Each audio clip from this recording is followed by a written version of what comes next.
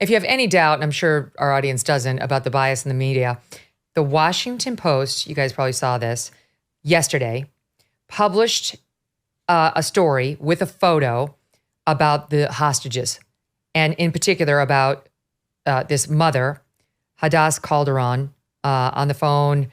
They're talking about how she had a concerned look, pen and paper ready. Both of her children, 12-year-old son Erez and 16-year-old daughter Sahar, were at their father's house when Hamas entered their kibbutz. After hiding, and Israel forces showed, Hadass's older daughter found an 18-second video circulating on social media. It showed Erez in a black t-shirt being gripped by both arms and led into captivity. The photos that accompanied this piece originally were captioned as follows: Hadass Calderon, a resident of kibbutz near Oz, in an apartment in Tel Aviv on Thursday. 2 of her children have been detained by Hamas. Detained. And only later, I presume when they got some nasty online feedback, did they change it to have been taken hostage by Hamas. Detained. Detained is like what happens when you go through airport security with TSA and you beep. You get detained for 2 seconds over to the side as they give you an additional wanding. These are young children. This is a 12-year-old, a 16-year-old who are probably being put through hell right now at the hands of these animals who have murdered kids just like them. It's infuriating. I mean, I'm sitting here shaking. I really am, Megan. You say that, and I think about my 13-year-old son, and I to know that this is what's happening to your child, I can't imagine that level of horror. And the responsibility that you have as a journalist when people are experiencing this kind of pain, to mock that pain, to humiliate the victims in that way, it is absolutely unconscionable. And I don't care if they change the caption. Whoever wrote that caption needs to be fired and never hired in a newspaper again. Yes. There's no accountability. Someone wrote it and an editor approved it and the Times printed it. Sorry, the Post printed it. Yep. They're interchangeable. And there's been no accountability right now. I mean, there won't be, Noah. They don't care. But someone actually looked at that situation and said, they've been detained. That came into their head. It went out through their pen. So it wound vicious. up in print. It's so vicious and so cruel. And it's like an additional layer of cruelty. And the way, and it's also the kind of meticulousness of it, of the lying and the need for to get the lies in at every little level. So you can't say in the photo caption even just the truth that these are children who've been taken hostage by terrorists. You have to come up with this euphemism for it to protect the terrorists. The Washington Post had another one they did. They put out this digital presentation by a guy named Evan Hill that was about showing the different places that had been bombed. And he just sort of casually says in there that Israel has been striking these targets, and the targets include, military installations and places of worship, as if Israel was just bombing mosques for fun in Gaza.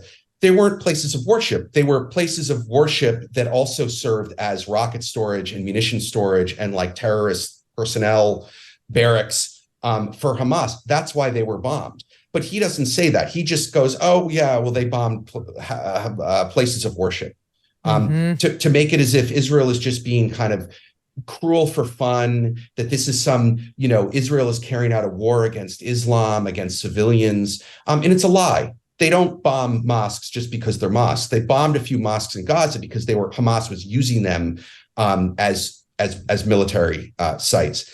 And this is, I think these people know exactly what they're doing. I don't think Evan Hill really believes that Israel was just bombing mosques. I think he knows damn well that there was munitions there, but this is part of the propaganda effort. And these people should all be fired, but they won't be because the paper knows what it's doing. And this is how they like to operate now. They have to shame Israel. They've got to get some skin in the game for people to think Israel is bad and barbaric the way Hamas is. It's important that Israel be painted as just as demonic and barbaric as Hamas. And so if you can say Israeli airstrike killed 500 at suffering hospital, full of suffering victims, great, let's do it. Our friends over at Washington Free Beacon, your place, Noah, they put together a supercut of some of the reporting on that and just how wrong it was. And with the thumb, of course, just on the one side. No one rushed to say, you know what, this is probably Hamas rocket kills its own people, and history tells us the number's probably overstated. Did not see that headline anywhere. So here's what we were seeing. Between 200 and 300 people were killed in a bombing targeting a hospital. That's according to a spokesperson for the Palestinian Health Ministry. The IDF is vehemently saying that they did not do that. That was not their bomb. The Israeli military at this point is not providing any evidence to back up its claims that this was a Palestinian Islamic Jihad rocket. Hundreds of people have been killed. That is not really consistent with the kind of death toll that you would see from a rocket. Hamas does not have the kind of munitions that could do this kind of damage. The Palestinians are talking about 500 dead. It is unlikely that a rocket, a crude rocket fired by a Palestinian group could cause that number of casualties. Right. So what's the next question, Dave? What should your next question be? It's usually the Hamas rockets can't cause 500 people to die. So their conclusion was immediately, so it's Israel. What's the other possible conclusion? As opposed to like maybe 500 people didn't die. Yeah. I mean, listen, the news media is broken. You know, Morrissey has the song, Journalists Who Lie, and there's an awful lot of them these days. And I really think that our entire industry needs to have a massive reckoning, because something like 80% of Americans don't trust the media. And I work in the media and I don't blame them. We need a new set of standards. We need a new set of rules. The old ones are broken. What these news outlets did, running with the lies of Hamas terrorists with absolute total credulity, is unacceptable. And it's really bad for our society. If we can't trust the news and the government, then we end up, all that does is help the conspiracy theorists and the wokesters. It becomes, you know, this fertile breeding ground for lies, and we need to fix it. And right now it's not looking good. You know, no, it wasn't just that supercut. I mean, and that included CNN, included CBS, it included, you know, all the sort of the blue chip brands in media, if you ask the mainstream. Here's NBC. Now, I worked at NBC. They have standards and practices. Everything has to get run through the lawyers before it hits air. And they allowed this reporter to come up Wednesday. All right. The bombing happened on Tuesday. And by Wednesday morning, we knew. We had heard the audio tape from the, you know, two Hamas guys. We had seen all the radar. We had seen the Al Jazeera video showing that the, you know, rockets came from Gaza. So, and we knew about the hospital and that it wasn't 500. We knew that. That it was a parking lot, it wasn't the hospital, and so on. So they allowed this report to come up with no pushback. Watch this, SOT 12. But the matter of fact that a rocket, according to the expert, a rocket that hit and killed 900 people cannot be a Palestinian rocket. This is the argument that we hear and from the Palestinian side.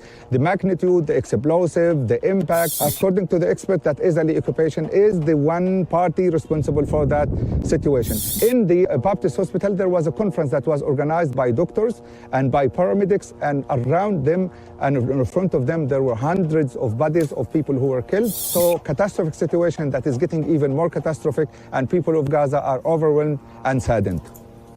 All right, Akram Al-Sadari, thank you so much, and continue to stay safe. Thank you so much. Now, 900 is the number there, when we well knew by that point.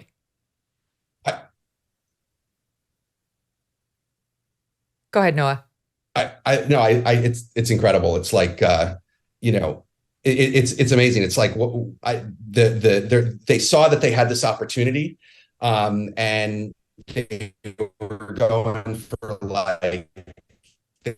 they were going for everything. And next to that parking lot at that time, or you know, something like that. This is an old story. I mean, if people are old enough to remember the Jenin massacre myth from 2002. During the Intifada, where CNN and a bunch of mainstream outlets went totally credulously with a bunch of Palestinian claims that the IDF had gone into Jenin and committed a massacre of hundreds of civilians. No such thing happened. It was completely made up.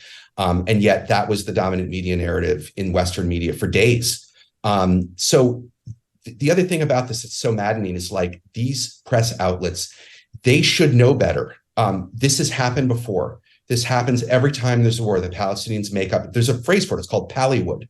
They make up these atrocities to blame on Israel. And it's called Pallywood. It's been going on since Muhammad al-Dura. It's been going on since the Jenin massacre myth, on and on. And the fact that the Western outlets keep running with it tells me that they know what they're doing. They're not just making mistakes here. They're pushing. Did you say Pallywood, like Hollywood or Bollywood? Pallywood. Like Bollywood, yeah. Pallywood. That makes perfect sense. Hollywood. I love it. There are these great clips of the guys on stretchers, like running around with all the guys, loading them into ambulances, and then the guy gets up out of the ambulance. Then he gets up. I've seen those clips. No, don't have many ideas. They'll get an Oscar next year. I know. You know what? You're right. Hollywood category. No, these guys are very good at terror and they're very good at propaganda. Those are their two biggest tools, and they're very effective. I want to stay on the media for another minute. So I listen in the mornings. My audience knows. I listen to Morning Wire, Dave, where Dave Marcus appears, doing great reporting. And I listen to NPR's Up First because I like to see what the left is saying too, right? And I don't like any mind control over me. I like to sort of understand what's out there. And my jaw dropped yesterday morning when I listened to the Up First on NPR. So this is yesterday morning. We knew everything. The Europeans had already been saying that their best estimate on the number of dead at the parking lot, not at the hospital, was between 10 and 50.